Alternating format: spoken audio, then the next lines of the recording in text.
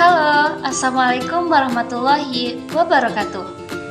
Baiklah, pada video kali ini saya akan menyampaikan sebuah presentasi bukan untuk berekspektasi, karena ekspektasi yang terlalu tinggi itu akan membuat sakit hati. Baiklah, perkenalkan, nama saya Karisma Ferdi Anissa, jurusan Pertanian, Prodi Penyuluhan Pertanian Berkelanjutan. Video kali ini berguna untuk pemenuhan tugas mata kuliah Teknologi Pemupukan yang didampingi oleh Bapak Bayu Adrianto MSI. Baiklah, judul presentasi kali ini yaitu macam-macam unsur hara dan cara penerapannya. Pada slide yang pertama, terdapat pengertian unsur hara. Sama seperti manusia, tumbuhan juga membutuhkan gizi yang seimbang untuk tumbuh dan berkembang. Gizi atau nutrisi pada tanaman dikenal dengan nama unsur hara. Unsur hara adalah senyawa kimia yang diperlukan untuk pertumbuhan, perkembangan, dan metabolisme tanaman. Terdapat 17 unsur hara yang dibutuhkan tanaman. Lanjut pada slide berikutnya, yaitu klasifikasi unsur hara. Yang pertama, yaitu unsur hara makro, yaitu unsur hara yang dibutuhkan dan diperlukan oleh tanaman dalam jumlah besar. Sedangkan unsur hara mikro, yaitu unsur hara yang dibutuhkan dan diperlukan oleh tanaman dalam jumlah kecil. Adapun macam-macam unsur hara makro yaitu yang pertama nitrogen, yang kedua fosfor, yang ketiga kalium, yang keempat kalsium, yang kelima magnesium, dan yang keenam sulfur. Adapun fungsi dari macam-macam unsur hara makro tadi ialah yang pertama fungsi nitrogen.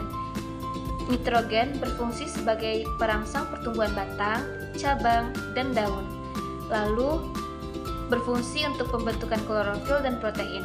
Yang kedua, fungsi fosfor, yaitu merangsang pertumbuhan akar dan penting untuk pembentukan protein dan mempercepat pembungaan. Yang ketiga, fungsi kalium, yaitu berfungsi membantu pembentukan protein dan karbohidrat. Lalu, memperkuat tanaman terhadap kekeringan dan penyakit. Yang keempat, fungsi kalsium. Kalsium berperan penting dalam pembentukan dinding sel tanaman sehingga memberikan kekuatan dan stabilitas pada jaringan tanaman. Yang kedua, berfungsi sebagai pembantu tanaman menghadapi kondisi stres lingkungan seperti kekeringan. Yang kelima, fungsi magnesium. Magnesium berfungsi sebagai inti dari molekul klorofil yang diperlukan untuk fotosintesis. Yang kedua, berfungsi untuk membantu pembentukan jaringan baru dan mendorong pertumbuhan tanaman secara keseluruhan. Yang terakhir, sulfur. Sulfur berfungsi sebagai pembentukan asam amino seperti metionin dan cysteine yang penting dalam produksi protein. Lalu, sulfur berkontribusi pada pengembangan senyawa yang memberikan aroma atau rasa khas pada tanaman tertentu, seperti bawang merah dan bawang putih. Slide selanjutnya, terdapat unsur hara mikro. Adapun macam-macam unsur hara mikro yaitu yang pertama zat besi, yang kedua boron, yang ketiga klorin, yang keempat mangan, yang kelima tembaga, yang keenam seng, dan yang terakhir molibdenum. Zat besi berfungsi untuk membantu proses fotosintesis dan respirasi pada tanaman. Lalu, boron berfungsi untuk mengangkut karbohidrat dan mendukung pembagian sel, serta juga membantu dalam reaksi pembelahan air selama fotosintesis yang menghasilkan oksigen. Berikutnya klorin. Klorin berfungsi untuk membantu dalam reaksi pembelahan air selama fotosintesis yang menghasilkan oksigen. Lalu mangan berfungsi dalam berkontribusi pada pembentukan karbohidrat dan energi yang penting untuk pertumbuhan tanaman. Selanjutnya tembaga. Tembaga berfungsi untuk mendukung pembentukan dan perkembangan biji tanaman. Sedangkan seng berfungsi untuk mencegah klorosis dengan menjaga pembentukan klorofil yang optimal. Lalu, yang terakhir molibdenum. Molibdenum berfungsi untuk meningkatkan kualitas dan produktivitas tanaman dengan mendukung metabolisme nutrisi.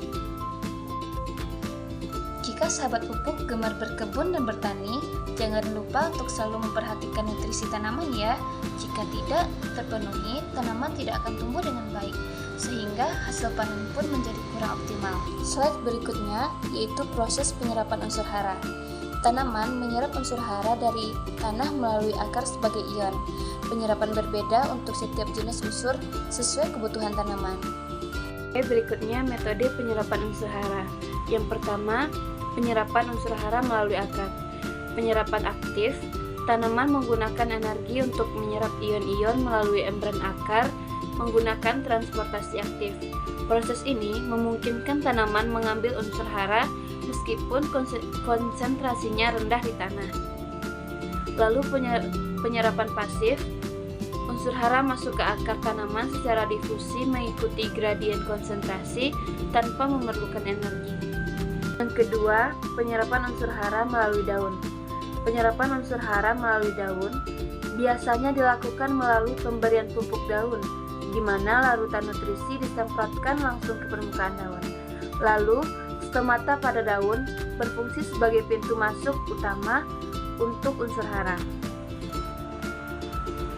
Yang ketiga, transportasi unsur hara. Yang pertama melalui silem. Unsur hara yang diserap oleh akar ditransportasikan ke bagian atas tanaman melalui silem. Silem berfungsi membawa nutrisi mineral dan air ke daun untuk mendukung fotosintesis. Lalu yang kedua melalui floem. Unsur hara hasil fotosintesis seperti gula ditransportasikan ke bagian tanaman lain melalui floem untuk mendukung pertumbuhan dan penyimpanan energi. Lalu, apa saja faktor yang mempengaruhi penyerapan unsur hara? Yang pertama, yaitu kondisi tanah. pH tanah memengaruhi ketersediaan unsur hara bagi tanaman. Struktur tanah menentukan kemampuan akar untuk mencari nutrisi. Lalu yang kedua, suhu. Suhu yang ideal mendukung aktivitas enzim di akar untuk penyerapan unsur hara. Yang ketiga, kelembapan. Kadar air dalam tanah membantu melarutkan unsur hara agar mudah diserap oleh akar. Yang keempat, yaitu ketersediaan unsur hara. Kekayaan nutrisi di tanah menentukan seberapa banyak unsur hara yang tersedia untuk tanaman. Pada slide selanjutnya terdapat cara optimalisasi penyerapan unsur hara. Yang pertama, pemupukan. Gunakan pupuk organik atau anorganik sesuai kebutuhan tanaman. Lalu, pemberian pupuk daun untuk membantu penyerapan langsung melalui daun. Yang kedua, pengelolaan tanah. Lakukan pengemburan tanah untuk meningkatkan aerasi dan struktur tanah. Yang ketiga, manajemen irigasi. Pastikan kebutuhan air terpenuhi agar unsur hara tetap larut di tanah. Dan yang keempat, pengaplikasian mikrobiologi. Gunakan mikroba sebagai rizobium untuk membantu tanaman dalam fiksasi nitrogen. Selanjutnya, gejala kekurangan unsur hara. Adapun gejala kekurangan unsur hara makro apabila kekurangan nitrogen dapat menyebabkan daun menguning. Kekurangan fosfor dapat menyebabkan pertumbuhan akar tanaman terhambat. Kekurangan kalium dapat menyebabkan tepi daun tua menguning atau tampak terbakar, atau nama lainnya nekrosis. Kekurangan kalsium dapat menyebabkan ujung akar membusuk. Apabila kekurangan magnesium, daun tua menguning di antara tulang daun, atau klorosis intervinal. Kekurangan sulfur dapat menyebabkan daun muda menguning secara merata. Selanjutnya, gejala kekurangan unsur hara mikro pada tanaman. Yang pertama, kekurangan besi akan berdampak pada daun muda yang menguning atau klorosis, sedangkan tulang daun tetap hijau. Yang kedua, kekurangan mangan akan berdampak pada titik-titik coklat muncul pada daun tua. Kekurangan zinc dapat menyebabkan daun kecil dan menggulung. Kekurangan tembaga menyebabkan daun melintir dan layu, terutama pada pucuk. Kekurangan boron akan berdampak pada pertumbuhan bunga dan buah terganggu. Kekurangan molybdenum akan menyebabkan daun menjadi pucat dan menggulung ke atas. Dan yang terakhir, kekurangan klorin akan menyebabkan daun layu, menguning, atau ujung daun. Slide berikutnya yaitu pentingnya pemenuhan unsur hara. Ketersediaan unsur hara sangat penting untuk pertumbuhan optimal tanaman. Pemenuhan unsur hara sangat penting bagi tanaman karena berperan langsung dalam pendukung proses pertumbuhan, perkembangan, dan produktivitas. Berikut adalah alasan mengapa unsur hara menjadi kebutuhan yang krusial. Yang pertama, karena unsur hara berperan dalam mendukung pertumbuhan tanaman. Yang kedua, unsur hara berperan dalam mendukung fotosintesis dan produksi energi. Yang ketiga, unsur hara berperan dalam pemenuhan kebutuhan metabolisme. Yang keempat, unsur hara berperan dalam mendukung kualitas hasil tanaman. Yang kelima, ketahanan tanaman terhadap penyakit. Dan yang keenam, berperan dalam pelestarian ekosistem. Oke, pada slide berikutnya yaitu literatur review atau tinjauan pustaka. Saya akan mereview satu jurnal dengan judul Pengaruh Macam Pupuk Kandang dan Konsentrasi Pseudomonas fluorescens pada Tanaman Bawang Merah. Bawang merah merupakan tanaman penting di Indonesia dengan produksi yang fluktuatif. Pupuk kandang dan Pseudomonas fluorescens digunakan untuk meningkatkan hasil tanaman bawang merah. Pada metode penelitian di jurnal tersebut, penelitian dilakukan di Desa Kaliboto, Purworejo dengan rancangan acak kelompok lengkap atau RAKL faktorial 4x3. Faktor pertama, jenis pupuk kandang, tanpa pupuk, pupuk sapi, ayam, dan kambing. Faktor kedua, konsentrasi Pseudomonas fluorescens dalam kurung 0 ml per liter, 10 ml per liter, 20 ml per liter. Hasil dari jurnal tersebut, pupuk kandang ayam memberikan hasil terbaik dibandingkan pupuk sapi dan kambing. Konsentrasi Pseudomonas fluorescens 20 ml per liter meningkatkan tinggi tanaman, jumlah daun, berat umbi segar, dan berat umbi kering. Tidak ada interaksi signifikan antara jenis pupuk kandang dan konsentrasi Pseudomonas fluorescens.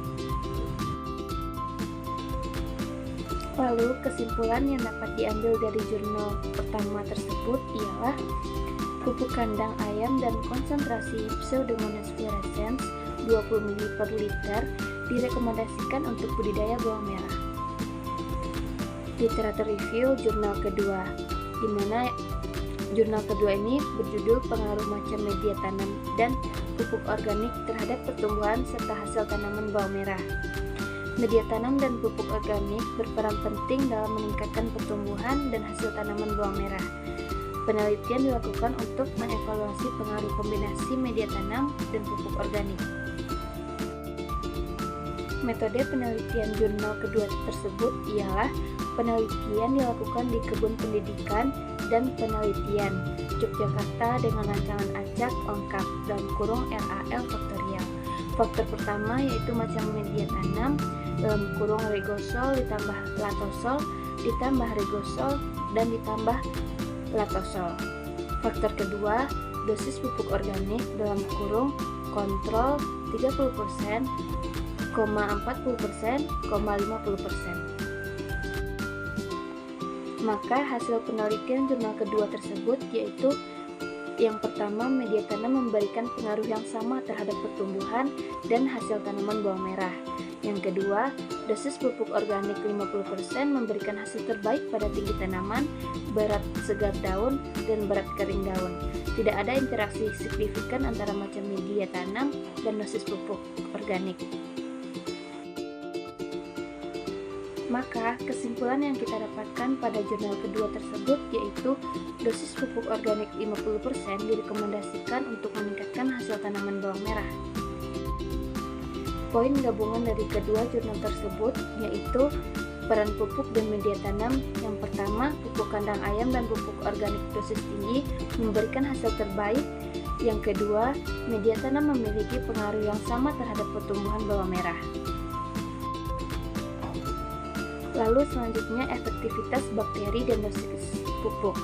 Yang pertama, Pseudomonas fluorescens konsentrasi 20 ml per liter meningkatkan hasil tanaman. Yang kedua, dosis pupuk organik 50% memberikan pertumbuhan optimal. Selanjutnya yaitu rekomendasi praktis. Yang pertama, kombinasi pupuk kandang ayam dan pupuk organik dosis tinggi dapat diterapkan untuk budidaya bawang merah. Lalu, penggunaan Pseudomonas fluorescens sebagai agen hayati untuk meningkatkan hasil tanaman. Baik, sampailah kita di akhir video. Saya, Karisma Ferdi Anissa, undur diri. Mohon maaf atas segala kesalahan dan terima kasih atas perhatian. Semoga materi yang saya sampaikan dapat memberi manfaat bagi pendengar. Akhirul kalam, Assalamualaikum warahmatullahi wabarakatuh.